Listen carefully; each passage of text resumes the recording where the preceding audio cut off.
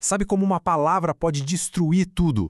Ou como as ações de um povo podem derrubar um reino inteiro? Por outro lado, como é que palavras e ações também podem construir legados que duram para sempre? Pois é, parece complexo, mas hoje a gente vai mergulhar em 4 textos antigos bem diferentes entre si, que contam, na verdade, uma única e poderosa história. A história do peso das nossas escolhas. Vamos lá.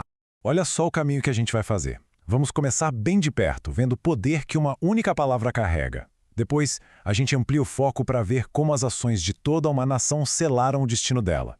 Na sequência, vamos analisar o contraste com as últimas palavras de um líder e o legado que ele deixou.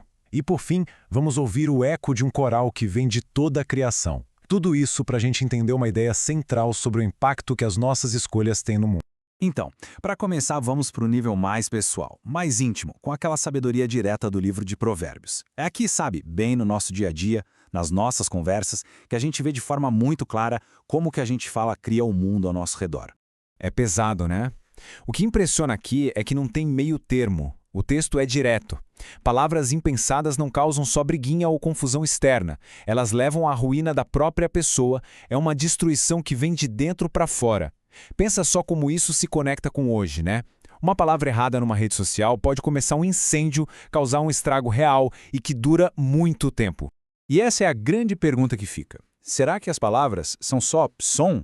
Ou elas são, na verdade, as ferramentas que a gente usa para construir o nosso futuro e o dos outros, seja para o bem ou para o mal? Agora vamos ver como essa mesma lógica que pode destruir uma pessoa também pode levar uma nação inteira ao colapso. Ok, saindo do individual, a gente entra agora no palco da história, com H maiúsculo. O livro de Reis conta uma saga bem dramática, de como as ações de um povo inteiro, como um coletivo, definiram o seu próprio fim. O resultado aqui foi rápido e brutal. Não foi uma coisa que aconteceu aos pouquinhos, foi um colapso total. A capital é tomada, o povo é levado embora à força e trazem gente de fora para morar no lugar. Basicamente uma nação inteira some do mapa, mas por que isso aconteceu? E a resposta, segundo o próprio texto, está aqui, numa série de ações. Não foi um erro isolado, sabe? Foi um padrão de escolhas, desde adorar outros deuses até simplesmente ignorar quem tentava avisar. E o ponto mais forte está ali na consequência direta. Seguiram ídolos inúteis e tornaram-se inúteis. As ações deles se tornaram a identidade deles e os levaram direto para a queda. Agora vamos virar a página para ver um contraste muito forte.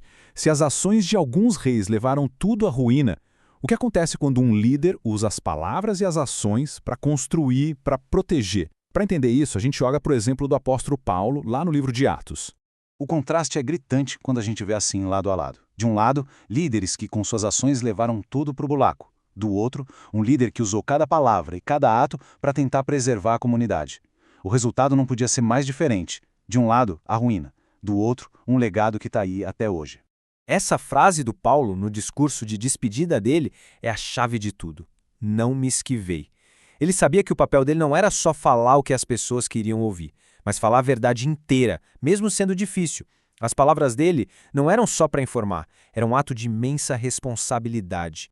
E o legal é que não eram palavras abstratas jogadas ao vento. Era quase um manual de instruções, um passo a passo prático para a comunidade sobreviver e crescer. Prestem atenção, cuidem, fiquem de guarda e lembrem-se. Cada passo era uma ação clara, pensada para construir um futuro resiliente.